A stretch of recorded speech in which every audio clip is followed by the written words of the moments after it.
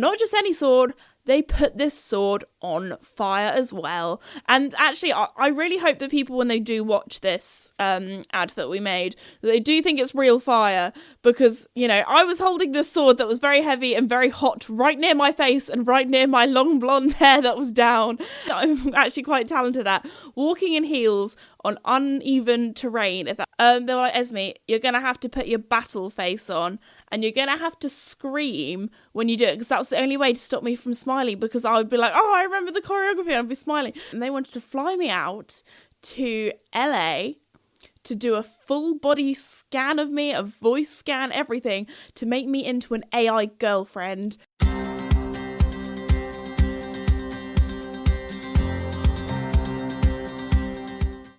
Everybody, and welcome back to my podcast, Esme's Country Life. In today's episode, we're going to be talking about how I became a stunt rider for the day and all the behind the scenes of filming for House of the Dragon. But before we talk about all of that, I just want to say a huge thank you to the sponsor of the podcast, Redpost. Redpost is an equestrian and country store based in the UK, but they also ship all over the world. At the moment, they have their summer sale on. I know that they have a 20% off Fairfax and Favour and up to 70% off other bits and bobs, so go and check it out if you want to get yourself some bargains. They're also doing their summer of safety as well, so any safety products too, very important. But anyway, thank you so much to Redpost for sponsoring the podcast, and let's get into it. So this is a secret little project that that's kind of been in the works for a long old time, and I can finally tell you all about it, which has been very exciting. So yeah, it's one of those things where I hate to be that like podcaster, YouTuber, influencer kind of person where I'm just like, I got this exciting thing, but I can't tell you about it. But yes, I can tell you all. It's now up on all of my socials. But yes, let's backpedal a little bit about how we got into all of this. So being a content creator, every now and again, you get a little email that pops on through, and sometimes there are I've had some very weird companies message me to do some very weird things, and there are a lot of things that I have to say no to. Or sometimes I don't even bother replying because I'm like, I don't want this person to think I am at all interested, which you might be thinking, Esme, that sounds very rude, but I don't know. I don't know. Maybe I can say one, because this is the weirdest thing there have been some other weird things I've been asked to do with my job, but the weirdest thing, and I was offered a ridiculous amount of money for this, but that goes past my boundaries. It was a big no-no. But I had this company and they wanted to fly me out to LA to do a full body scan of me, a voice scan, everything, to make me into an AI girlfriend. And I was like, no, that is not happening. This is some sort of weird Black Mirror episode. Not for me. No, thank you. Go and find somebody else. So I just thought that really freaked me out. So yeah, there have been some interesting things come through my email box over the years. But anyway, this one popped through and I was like, oh my gosh, are you kidding me? This is very cool. So anyway, this proposal, I haven't even said what it's for. It was for Sky and Now, and they wanted people to promote the new series of House of the Dragon, which is the Game of Thrones kind of spin-off, which is, gotta say, it is very cool. I just want to also put it out there that it is an adult show, so if you're one of my younger viewers, this is not the show for you to watch. But if you are older, like me, then it is. So I just want to put that out there before somebody doesn't really know what they're getting into. So anyway, just thought I'd say that. But anyway, so because of course my channel, I do a lot of stuff about horses and obviously knights, that kind of stuff. There's horses in the show. So it started off as like them just like being like, oh yeah, we'll get some content creators to like try and promote the show like at home, that kind of thing. And then we were like, guys, we could do something big. So we then they were so impressed with our proposal where we were like, look, Esme can ride horses. We can get her dressed up as one of the Targaryens in the show. We could work with a stunt team, all this kind of stuff. And they were like, love it. So then me and my dad had to do another presentation to some bigger boys higher up the ladder. And then we were like, okay, we really hope that we get this job. And then, of course, we got the job. So that was very exciting. We had to have lots of meetings beforehand to get it all signed off, to get the plan ready, talk budget and all that kind of stuff. And because obviously we had to, get all the stunt crew and stuff and the horses and all of them, make sure that they were getting paid as well. So anyway, it all got sorted, all very exciting. And then the day came around where we were filming. Now we had one whole day with the whole stunt crew, the horses, everything. So it was a big day. We needed to get it right. The pressure was on. So we had one of our lovely days where my dad wakes me up at 4 a.m, picks me up, I get into the car, go back to sleep, drive on by. I went to the Knights of Middle England. Said that too quickly. We went to the Knights of Middle England in Warwick, and they are incredible. I've worked with that team so many times before. I've done horseback archery with them. I've done jousting with them. I've done side saddle with them. I've done trick riding with them. I've done liberty with them. That's five different disciplines. So actually, I'm something that I want to do is to try and get my stunt rider license. So I've done quite a lot of the different activities involved that you need to be able to do to get your stunt rider license. So that's something that I would love to do at some stage. So I'm working my way through all the different things that I need to do. But anyway, so they were an incredible team. Of course, I had a whole stunt crew on site, so everything was done very professionally in a very safe manner to also keep myself safe, because I was doing some stunts. I was doing some high pressure things, some definitely more dangerous things than I'm used to. So yeah, another little disclaimer: do not try this at home. Do not do this at the yard on your horses or at the barn or whatever, because you do not have stunt horses and you do not have a safe team with you. So when we first arrived, first thing that we needed to do was the choreography. So in the kind of storyline that we came up with, or the storyboard, it was me, and then there were two kind of knights / people on the other team, other house, and I was kind of battling them. So we went through all the battle choreography first, where I was kind of fighting with my fists. So luckily I did not punch. Nobody got punched, nobody got hurt. They were all very good.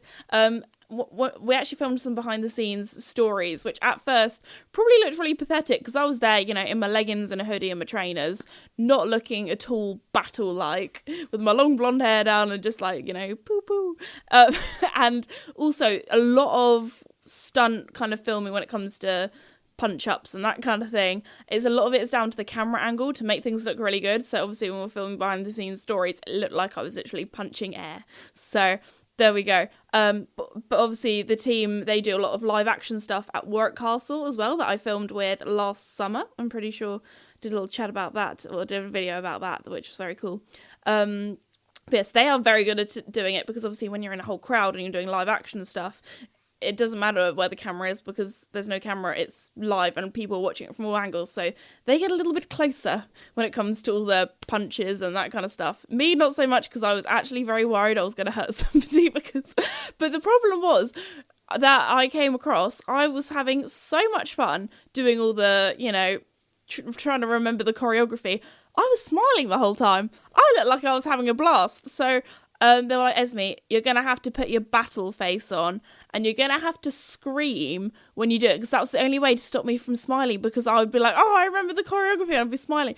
And it wasn't like a Joker, Harlequin, creepy kind of smile. It was just this girl is having a great time. So there we go. I am a very kind of smiley, happy person. Unless I'm relaxing, then I do have a little bit of a resting face that makes it look like I'm not very approachable or not having a good time, which I promise I am. It's just my resting face.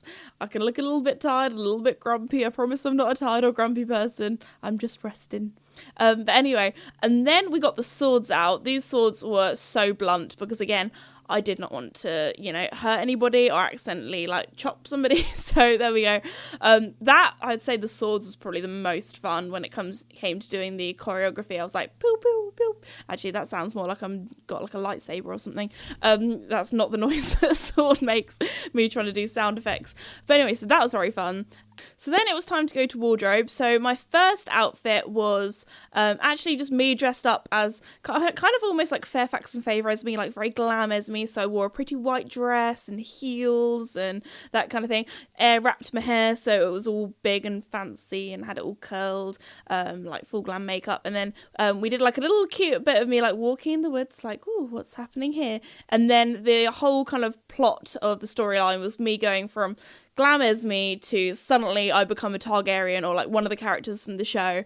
So that was like a big kind of transition that we did at the end. We actually did it with my arm kind of like coming down and then I was like holding a sword. So as my arm swooped across my face, there'd be the transition of me changing into warrior. I'm gonna call myself like warrior or Targaryen Esme, so there we go. So after we did all the pretty bits in the woods, which I walked down in my in my heels. That is one thing that I'm actually quite talented at, walking in heels on uneven terrain. If that's in like a wood, if that's on the beach on pebbles or that kind of thing, like I don't know why, but my balance is down. So that was quite good fun. And then it was time to go to makeup and wardrobe again, and this time, yeah, warrior Esme was activated. So I tried on different outfits. There were lots of different kind of chest pieces that we tried on to see which one fitted best, which one looked most like the show and that kind of thing. So that was very cool. Then I had my makeup all done, so I had like all black eyeshadow to really kind of transform me. I also had my hair done. The amazing Kelly did my hair and she kind of plaited it or braided it all, which I thought looked so cool. That is one thing I think I said in the last week's podcast episode that I just cannot do hair for the life of me, and I was like, girl, I need you here every week, come and do my hair for filming and that kind of thing, because it looked so cool. But anyway, so after that, once I was transformed, it was then time to try and remember all the choreography, which I was actually quite proud of myself that I did manage to remember it, because we did so many different things in between that. And then we did all the kind of punching shots, and one thing that was really cool was that the stunt team that I was using, there was this one guy and he was incredible at kind of like, I don't know how to describe it, this sounds really stupid, I was gonna say wobbling his face, because obviously when you get punched, there's going to be like a bit of momentum of you kind of like going backwards, and he did that so well. And like the way that he would flick his head round when he got punched, like so quickly, I was like, this man, he's going to give himself whiplash. I felt so awful. Obviously, like, you know, this is what he does all the time. This is what he's used to. And both of the guys were incredible at doing all of that. So after, we did all the scenes of the fighting and then did all the scenes with the sword. Then the next scene was a horse coming over, and that's kind of like my way of how I kind of carried on the battle. I carried it on a horse, and the horse was incredible. So obviously this horse was used to doing all of this kind of stuff, but I was like, oh my gosh, my horses are scared of plastic bags. They're scared of when the daffodils or the flowers pop up in the spring because they weren't there last week, and they're sometimes even scared of their own farts. So there we go. And then there was this horse that was just so chilled. It was just incredible. So the horsemanship that they have in the Knights of England is incredible, and a lot of horses also that they do have, like one of my favourite horses that they have is called Sausage, and she was actually supposed to be going to slaughter. That's why she was called Sausage for the meat market, and obviously that she ended up in their hands, in very good hands, and she's one of their best horses, or one of my favourites. But we weren't using Sausage today, we were using a different horse. I have completely forgotten what the horse's name is. Can you remember? Bro. Oh, yes. Sorry, the horse was called Bro. Bro is short for, I cannot remember the like fancy name. It was like Ambrose, or is that type of custard, or is that my imagination? Maybe I'm making this up. My brain's not working today. I've had a busy week. Anyway, so Bro was a bro. Bro was very cool. This big bay horse, and they had like all the outfits, all the gear, like this kind of like medieval looking bridle with all the fancy bits, and I was like, oh my gosh, I feel like Casper could really pull off an outfit like that. Like he would just look so cool. A really like ornate saddle and all the like fluffy bits on it and everything. It just looked very cool. And I felt incredible. I felt like I was the baddest. Like I don't know how else to describe it. I was like, I am feeling so powerful right now. I am a warrior princess. I was loving it. I was like, this is brilliant. Don't worry, I didn't let it get to my head. But then it was time. The pressure was on for me to do some horseback archery. Now, can I just tell you one thing? I have only done horseback archery once before this, and it was 2 years ago, or was it 3 years ago? I think it was 2021 or 2022. 3 years ago. It was 3 years ago that I did horseback archery for the first time, and I had to remember how to do it. And I tell you what, I wasn't bad. I was not bad. I was very proud of myself. I actually really enjoy archery. It's something that I would love to get into. Horseback archery is very fun, but I don't think either of my horses, Casper and Joey, they would both be like, nah, mate, no, thank you. That they would definitely freak out. I mean, it's definitely one of those things that I could probably train them, desensitize them to, but maybe not. I don't know how the riding with no hands would be on them. They would just want to go and put their head down and find some snacks. Anyway, my horse is so greedy. Anyway, so we did obviously a few practice shots where the arrow was not on fire. And then I did it so many times. I shot it in the place, like we had a safe zone to make sure that I wasn't going to hit anybody, wasn't going to bounce back onto me or the horse. And it would go into the ground as well, because that was another thing. We were filming this in the summer, and having a arrow on fire, we didn't want to make sure that, we wanted to make sure that no trees or grass or bushes or anything would catch fire. So there was this little dirt patch that I had to, I was going to say fire the arrow. You're not allowed to say fire the arrow, because the arrow is not like a gun where things are on fire. There are no sparks or that kind of thing. So I got told off a lot, I remember, when doing horseback archery. But this one was actually on fire, so maybe I could say fire the arrow if it was on fire. I don't know. Archery people, let me know if that's technically accurate or not. But anyway, then it was time to set it on fire. And I was a little bit nervous to begin with. But whenever I do things that are a little bit scary, a little bit out of my comfort zone, I always know that for things to go right, I need to act confident. So I was like, yeah, I've just shot this arrow so many times. I can do it again. Easy peasy. Let's go. Anyway, so they had a whole guy there, and his job was just fire. A bit like in the Barbie movie where Ken's job is beach. This guy, his job was fire. So he had to make sure that if there was any fire that was kind of like still alight, make sure that he would put it out. He was also the one that would set my arrow on fire and just make sure that everyone was safe with the fire. So there we go. So anyway, it was then my time to shine. The horse knew where to go, because the horse is also liberty trained. So the team would like do this whistle, and the horse knew to kind of canter over to them. So the first time did it in walk, then did it in trot, build it up to canter, and then we did a very fast canter at the end. I was like, oh my goodness. But I did it, and we got the shot, and it was so cool. And then after that, it was time to get a sword out, but not just any sword.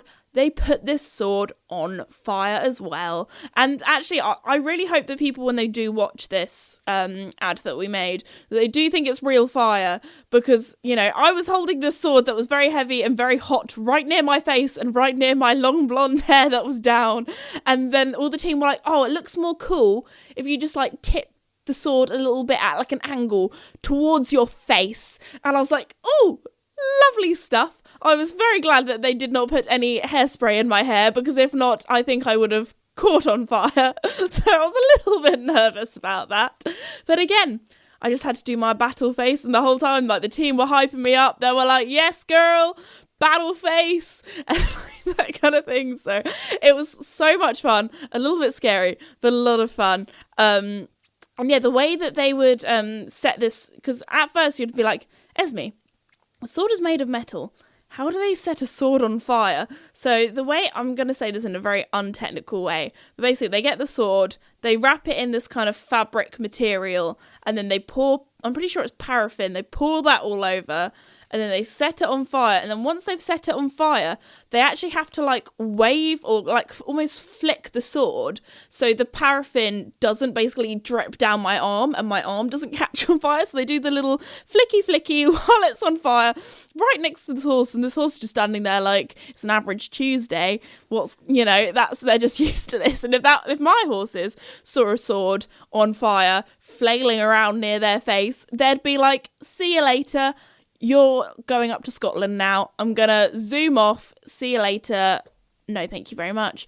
So anyway, there we go. So Bro was just like, yeah, I'm just chilling. And then, so then also another thing that I forgot to even say is that they had these like little smoke canisters going off as well to add some atmosphere, because we were filming this in summer and it didn't feel very dark, gloomy House of the Dragon sort of vibes. So they had all this smoke and we had to make sure that the wind was blowing in the right direction and the smoke was in the right place. And then sometimes there were times where there was too much smoke, so you couldn't actually see anything, you could just see smoke, and we had to do that for all of the scenes for the continuity and make sure that the smoke levels were right. So there was a whole smoke person as well, so there was a lot of people involved, a lot of behind the scenes, but we got the shot in the end, and yeah, I've got to say, the sword was very heavy. It was very heavy. So when I got to the end of the line, we've got this one behind the scenes clip. I can't remember if we got it. We've definitely got it on, like, somebody filmed it on their iPhone.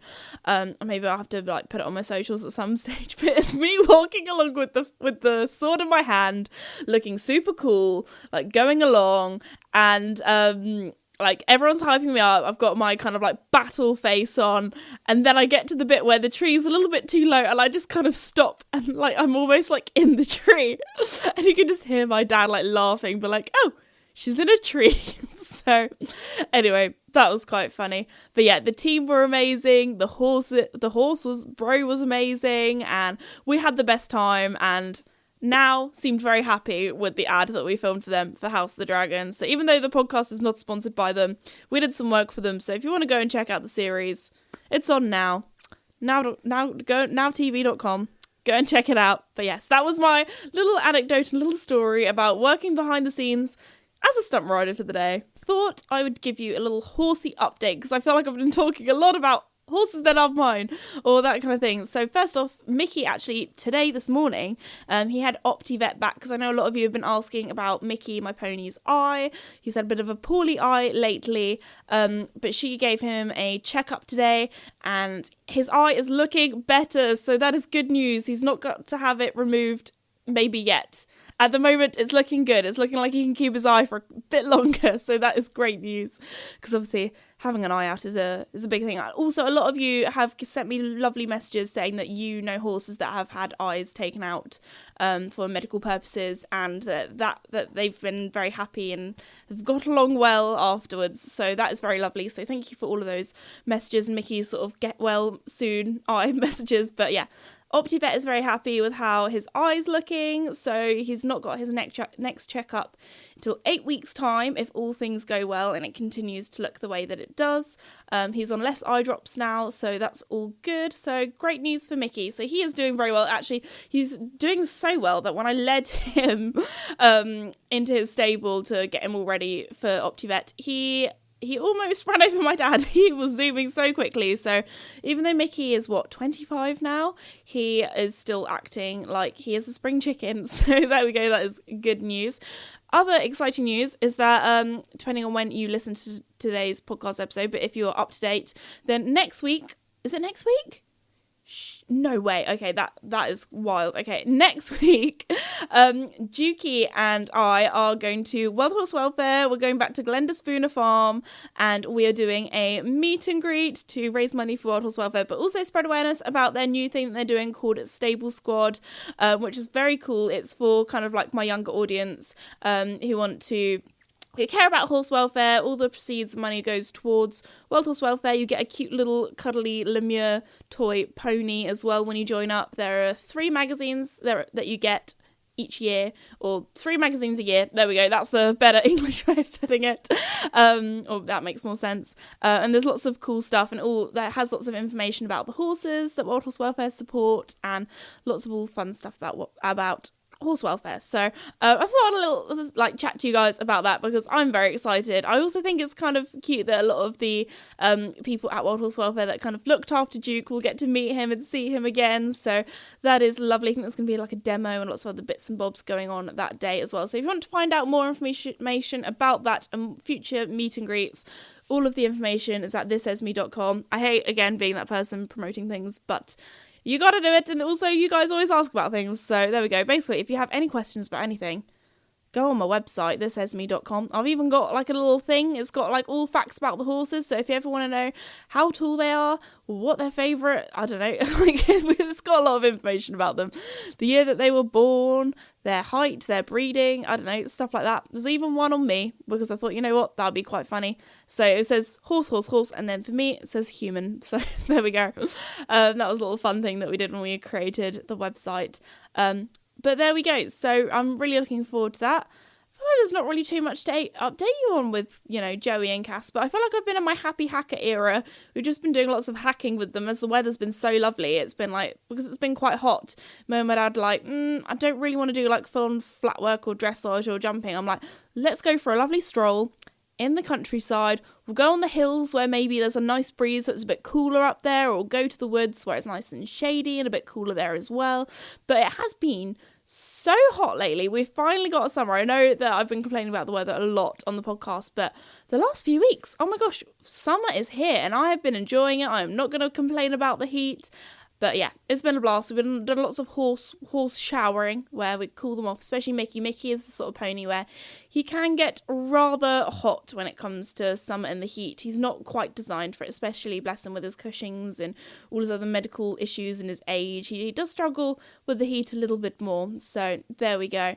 But anyway, I think that's all really everything to update you on horse-wise. I mean, chicken-wise, they're all good. Toby, the donkey, he's all good. So anyway, on that note, I'm going to finish off today's podcast episode here. I really hope you enjoyed it. I just want to say another huge thank you to Red Post for sponsoring the podcast. Go and check them out. Go and check out their summer sale. And I will see you all in the next episode. Bye.